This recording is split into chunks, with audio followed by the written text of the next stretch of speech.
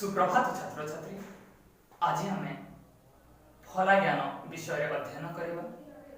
तुम मानी आसली 6टी फला एवं प्रति अध्याय आम गोटे गोटे फला अध्ययन करवा।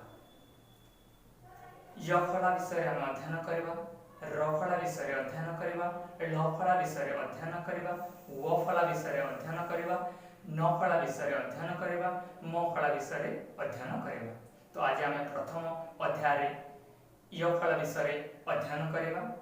तो आम केमिति य फला अध्ययन करवा। क युक्त य कयक्य, ख युक्त य खयक्ष, ग युक्त य गयज्ञ, घ युक्त य घयज्ञ। एमिति भाव व्यंजन वर्ण सहित आम य युक्त कर य फला विषय ज्ञान आहरण करिपारिबा। तापरे आमे केमिति य फला युक्त करे शब्द गठन करिबा।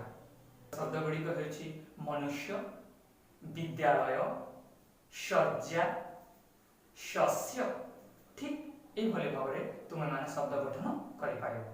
धन्यवाद। पुणी देखा।